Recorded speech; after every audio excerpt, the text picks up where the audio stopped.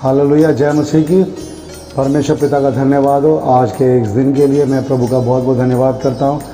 और आप लोग अच्छे से प्रभु का वचन सुन रहे हैं। परमेश्वर आपको बहुत आशीष दे।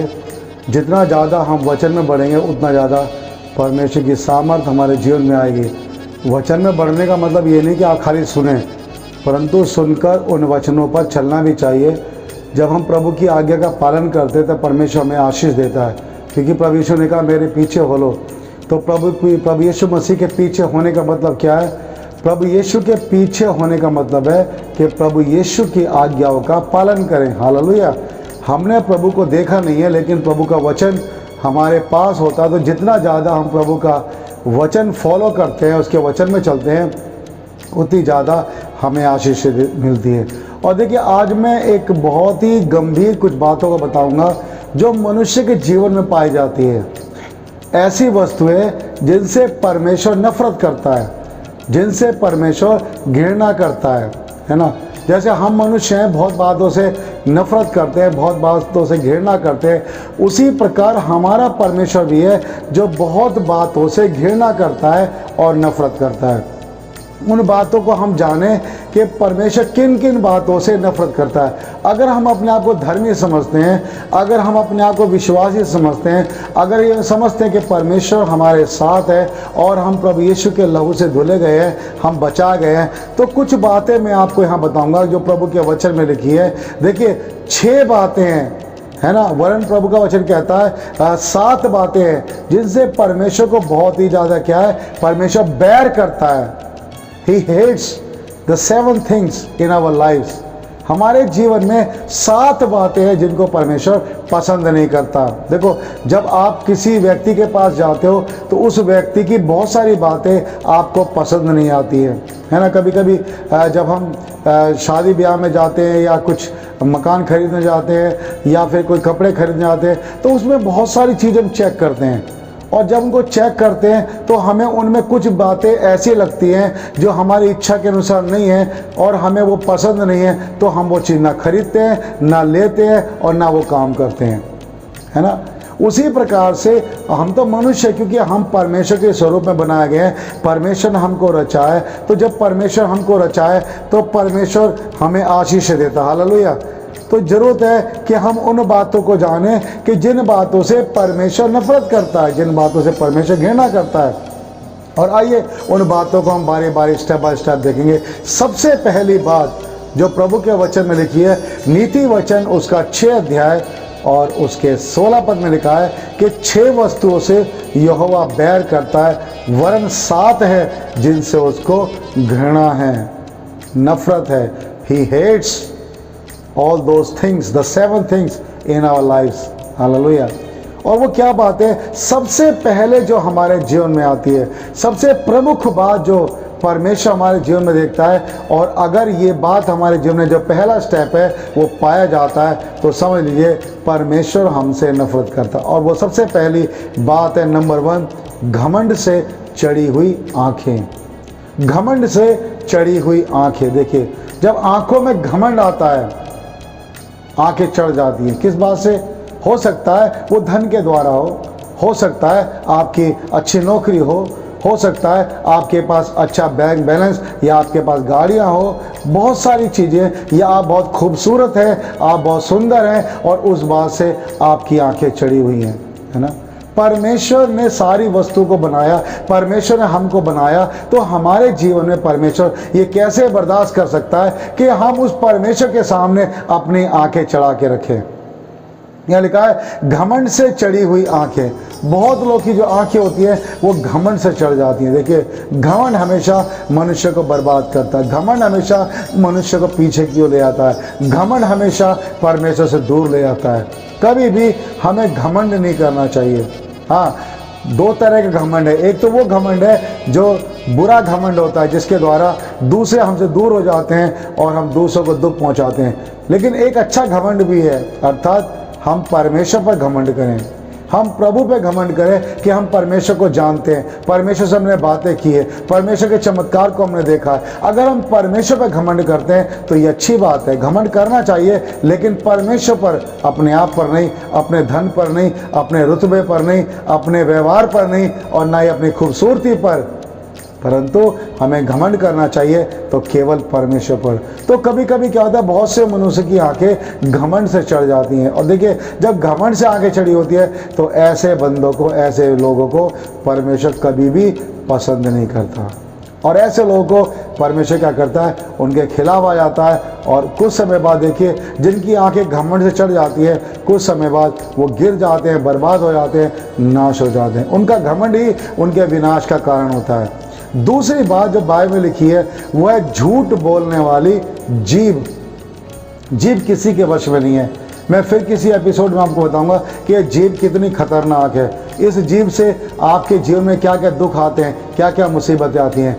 जीभ एक बहुत ही नरक में जलने वाली आग का एक लोक है जो हमारे शरीर के अंदर पाया गया है। एक ऐसा छोटा सा एक वस्तु हमारे मुंह के अंदर है, लेकिन ये हमारे भव चक्र में आग लगाती है।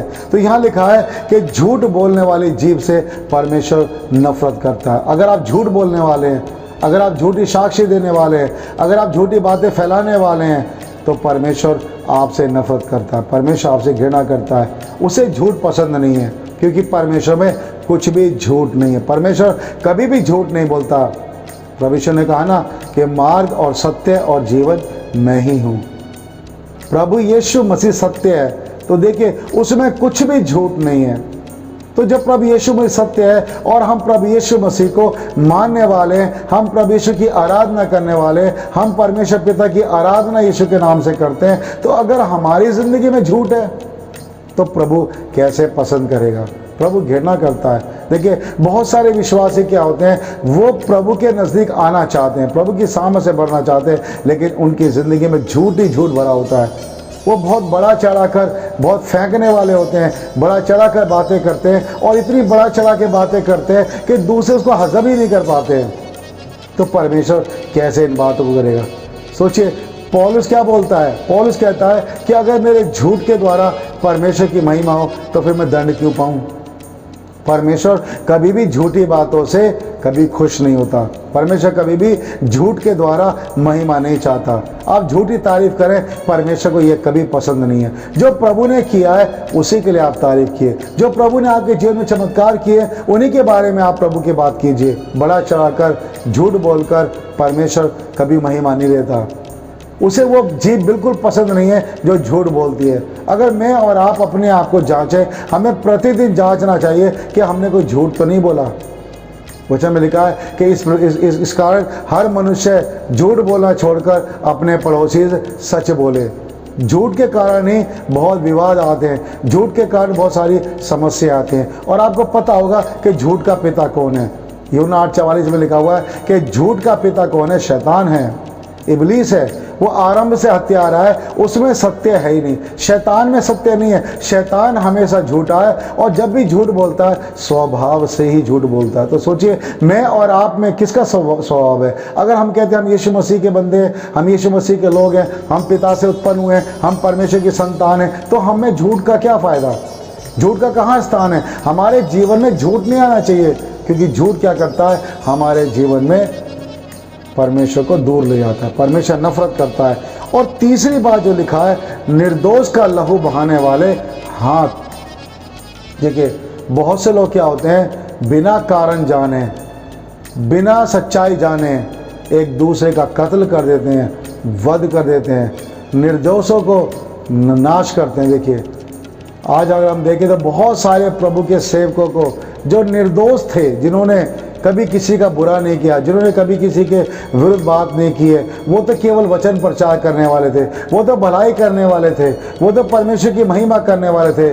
लेकिन लोगों ने क्या किया? लोगों ने उनसे जलन रखे, उनके विरुद्ध में बातें करके और उनके विरुद्ध में झुंड इकट्ठा करके उनको मार डालते हैं और उन्हें हत्या करते हैं। तो निर्दोष का जो लहू बहाते हैं, ऐसे लोग परमेश्वर को बिल्कुल पसंद नहीं। वो हाथ खुदा को पसंद नहीं है जो निर्दोष का लहू बहाए, है ना।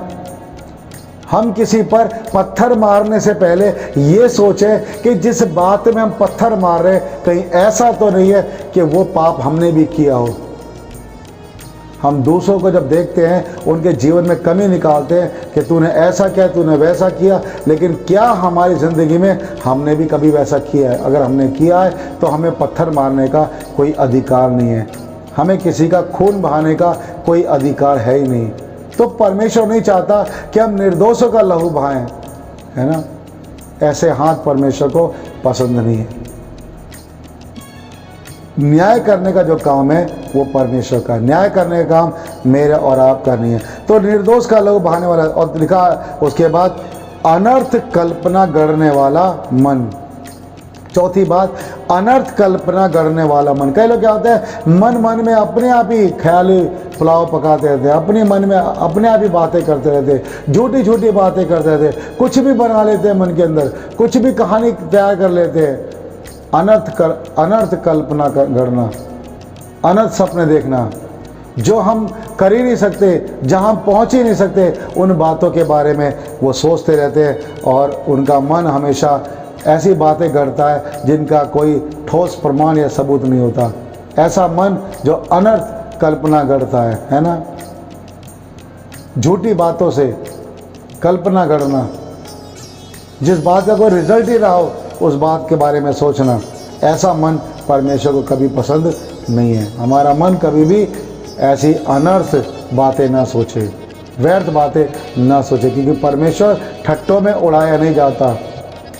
आप परमेश्वर को कभी भी ऐसी बातों से खुश नहीं कर सकते। तो अनर्थ कल्पना गढ़ने वाला मन परमेश्वर को पसंद नहीं है। और पांचवी बात है, बुराई करने को वेग दौड़ने वाले पांव। देखो, जब अच्छाई की बात आती है कितने लोग दौड़ते हैं अच्छे काम करने के लिए। कोई दुखी है, कोई बीमार है, कोई परेशान है, कौन उनके पास जाता है? कितने लोग अस्पतालों में पीड़ा में पड़े हुए हैं, कितने लोग घरों में बीमार पड़े हैं, कितनों के घरों में भोजन नहीं है, कितने घरों में अकाल पड़ा हुआ है, लोग फांसी लगा के मर रहे हैं ना, आत्महत्या कर रहे हैं, लेकिन उनके दुखों में कोई सहभागी करने वाला नहीं है। वहाँ लोग दौड़ते नहीं हैं।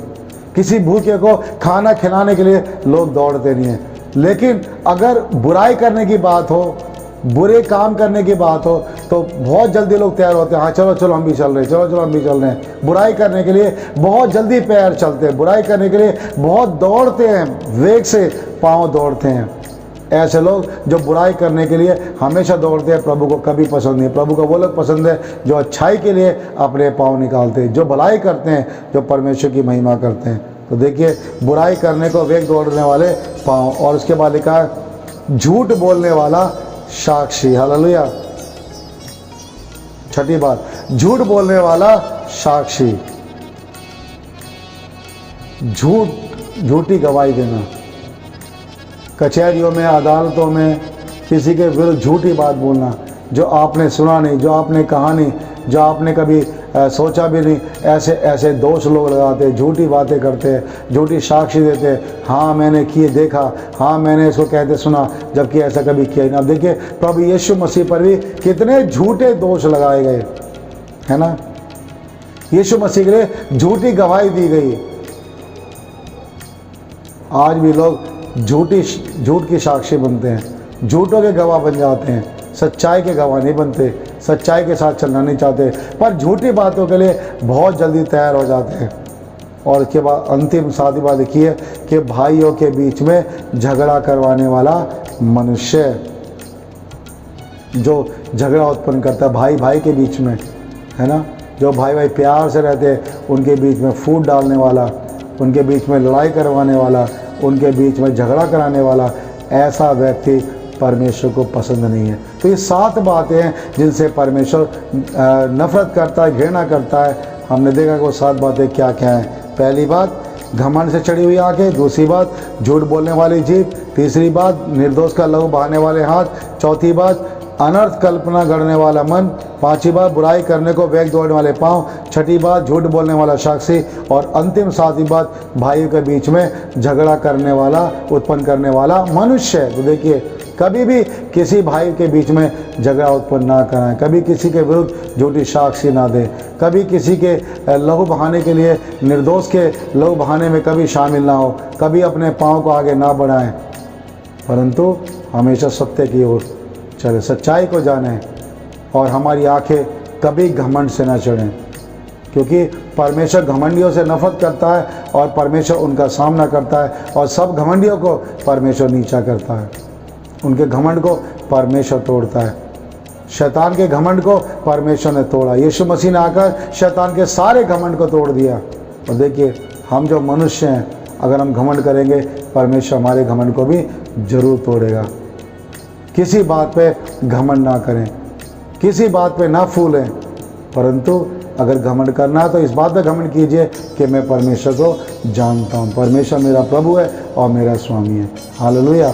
तो इसलिए इन 7 बातों में यदि आपके जीवन में कोई भी बातें हैं तो उसे आज ही छोड़ दीजिए, प्रभु से क्षमा मांगिए, और देखिए परमेश्वर आपको क्षमा करेगा, परमेश्वर आपको जीवन देगा, और परमेश्वर आपको उठाकर आशीष देगा।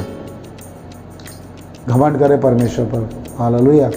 तो इसलिए परमेश्वर इन वचनों के द्वारा आपको बहुत बहुत आशीष दे। आप लाइक और कमेंट करना ना भूलें, और परमेश्वर यदि आपसे बात करता है तो जरूर प्रार्थना में जाइए, कहिए प्रभु मेरी इनमें से कोई भी बात मेरे जीवन में तो उसे दूर कर। प्रभु के नज़दीक आइए, पश्चाताप कीजिए, प्रार्थना कीजिए, परमेश्वर आपको आशीष देगा। हालेलुया। परमेश्वर इन वचनों के द्वारा आपको बहुत बहुत आशीष दे। जय यीशु की सलाम।